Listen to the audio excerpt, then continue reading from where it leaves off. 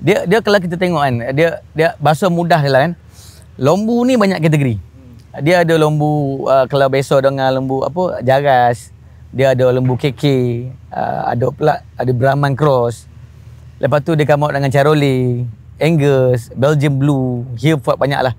Kalau tanya saya, pendapat saya peribadi saya, lembu ni daging dia tu lebih kurang sama je. Yang penting cara pemakanan. Kalau pemakanan tu cantik, kalau saya cakap nanti ramai marah saya. Kalau kau bagi tek minyak tiap hari, apa yang kau bagi tu kau dapat lah macam tu rasa kan. Kualiti daging tu. Kalau tek minyak, dapat lah kualiti daging tek minyak tu sendiri. Kalau katalah kita bagi feed yang bagus, so the quality will be different dengan daging yang biasa. So soalan tadi, lembu-lembu ni daging dia lebih kurang sama je.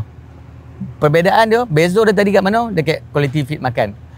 Berbeza pula tadi dengan Wagyu. Wagyu ni bakor tu sendiri, dia dah ada bakor darah. Dia dah ada jin Wagyu tu tadi. Kan? Dia dah ada bakor tu sendiri dah Wagyu. Yang kedua, kita formulakan makanan yang betul, then dia akan turn out marbling tadi. Yang lembu biasa tu, saya tak menidakkan kata lembu biasa tu tak boleh marbling. Boleh marbling, tapi sangat-sangat rendah.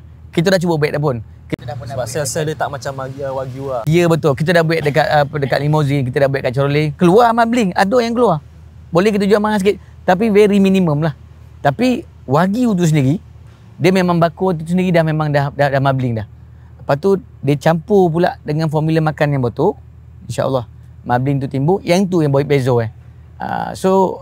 bezo dia tu dari segi saya kata tadi, bahasa mudah kalau orang kampung nak faham lah kan. Lemak di antara daging, fat in between fat in between meat tu membezakan daging lembu tempatan dengan daging Wagyu ataupun Wagyu lah sekarang ni.